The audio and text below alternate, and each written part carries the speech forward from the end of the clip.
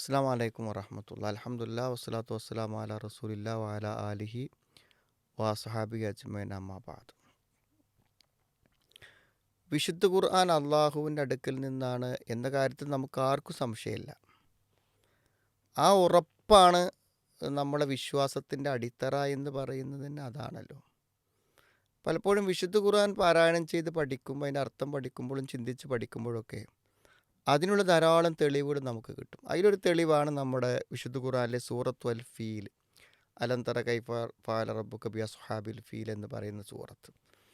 അതായത് നബി സ്വല്ലല്ലാഹു അലൈഹി വസല്ലം ജനിക്കുന്നത് ഏകദേശം ഹിജ്റ 570-571 വർഷത്തിലാണ്. അപ്പോൾ ഈ സമയത്ത് ആണ് ഈ കഅബ പൊളിക്കാൻ വേണ്ടി അബ്രഹത്തിൻ്റെ നേതൃത്വത്തിൽ യമനിൽ നിന്നൊരു സംഘം വരുന്നത്.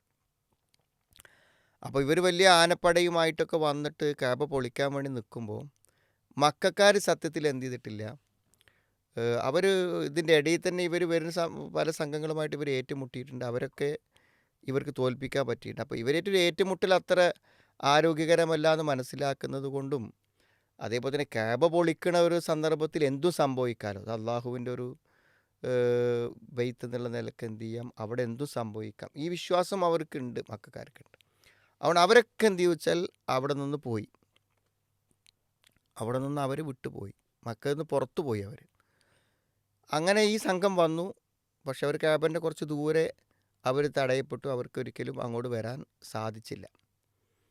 അപ്പോൾ സത്യം പറഞ്ഞാൽ ഇവർ തിരിച്ചു വന്നപ്പോൾ ഈ സൈന്യങ്ങളൊക്കെ ആകെ നശിച്ചു, കഅബ പൊളിക്കാൻ സാധിച്ചിട്ടുമില്ല. അപ്പോൾ അവരത് നേരിട്ട് കണ്ടു, കഅബ പൊളിക്കാൻ കഴിഞ്ഞിട്ടില്ല എന്നുള്ളതും കണ്ടു, അതേപോലെ തന്നെ അവർ നശിപ്പിക്കപ്പെട്ടതും കണ്ടു. പക്ഷെ എന്താണ് ഇവിടെ സംഭവിച്ചത് എന്നതിൻ്റെ കൃത്യമായൊരു രൂപം മക്കയിൽ ഒരാൾക്കും അറിയില്ല. കാരണം അവരവിടെ ഇല്ലല്ലോ, അവിടെ അസാന്നിധ്യത്തിലാണ് സംഭവിച്ചത്. അങ്ങനെ അവർ എന്ത് ചെയ്തു, പിന്നെ 40 കൊല്ലം കഴിഞ്ഞ് നബി സ്വല്ലല്ലാഹു അലൈഹി വസല്ലമക്ക് വഹി കിട്ടി. മക്കയിൽ വെച്ചുകൊണ്ട് ഈ സൂറത്ത് അവതരിപ്പിക്കുകയാണ്, സൂറത്തുൽ ഫീൽ. അലം തറ കൈഫ ഫഅല റബ്ബുക ബി അസ്ഹാബിൽ ഫീൽ. ആനക്കാരെ കൊണ്ട് അള്ളാഹു എന്താണ് ചെയ്തത് നീ കണ്ടോ? അതായത് ഈ അത്ഭുതം, അള്ളാഹുവിൻ്റെ കഴിവ്, അള്ളാഹുവിൻ്റെ മഹത്വം, ഈ മഹാത്ഭുതം നീ കണ്ടോ എന്നാണ് ചോദിക്കുന്നത്. എന്ന് പറഞ്ഞാൽ ആ അത്ഭുതം അതൊരു ഭയങ്കര അത്ഭുത സംഭവമായിക്കൊണ്ട് അള്ളാഹു നബിയോട് പറയാണ്. അപ്പോൾ എന്ത് ചെയ്തു, ഇപ്പോൾ ഇവർ കഅബ പൊളിക്കാൻ വേണ്ടി വന്നു. അപ്പോൾ അള്ളാഹു ഫാർസൽ അലൈഹിം തുർന ബാബിൽ, കൂട്ടമായിട്ടുള്ള പക്ഷികളെ അള്ളാഹു നിയോഗിച്ചു. അവരത് പക്ഷികൾ തെർമീഹിം ബിഹിജാറത്തി മിസിജിൽ, നല്ല ചുട്ട് പൊള്ളുന്ന കല്ലുകളെ കൊണ്ട് അവരെന്ത് ചെയ്തു, ചൂട് വെക്കപ്പെട്ട കല്ലുകളെ കൊണ്ട് അവരെ എറിഞ്ഞു. ഫജ അലഹും കാസ്ബി മഹക്കുന്നു.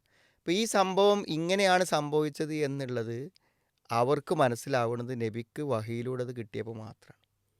അപ്പോൾ എങ്ങനെയാണ്, നബി അന്നില്ലല്ലോ, നബി അന്ന് ജനിച്ചിട്ടേ ഉള്ളൂ. 1 വയസ്സ് പോലും ആവാതെ നബി ജനിച്ച അതേ വർഷമാണ് നടക്കുന്നത്. പിന്നെ എങ്ങനെ നബിക്ക് ഇത്ര കൃത്യമായിട്ട് പറയാൻ കഴിഞ്ഞു? അത് അള്ളാഹു വഹിയിലൂടെ അറിയിച്ചു കൊടുത്തു. അപ്പോൾ ആനക്കലഹ സംഭവം, ആനകളെ തടയെ നശിപ്പിച്ച അള്ളാഹു, ആ രംഗത്തിന് പൂർണ്ണമായും സാക്ഷിയായ അള്ളാഹു, അവൻ്റെ അടുക്കെന്നാണ് ഖുർആൻ എന്നുള്ളത് കൊണ്ട് ആ ഖുർആനിൽ വ്യക്തമായി അന്ന് സംഭവിച്ച കാര്യം മക്കത്തെ മുശ്രികൾക്ക് പറഞ്ഞു കൊടുത്തു. എന്നാൽ അവർക്ക് എന്തെങ്കിലും ഒരു വൈരുദ്ധ്യമോ ആ ഖുർആൻ പറഞ്ഞ വസ്തുതകളിൽ നിന്ന് എന്തെങ്കിലും എതിർപ്പ് അവർക്ക് തോന്നിയില്ല. കാരണം അത് വസ്തുതാപരമായിരുന്നു, അതന്നെയാണ് സംഭവിച്ചത് എന്ന് അവർക്ക് അവിടുത്തെ സാഹചര്യങ്ങളിൽ നിന്നും സന്ദർഭങ്ങളിൽ നിന്നും അവർക്ക് വളരെ ക്ലിയറായിട്ട് മനസ്സിലായി. അപ്പോൾ ഇതൊരു വലിയ സംഗതിയാണ്. പിന്നെ വെച്ചാൽ വിശ്വാസമാണല്ലോ.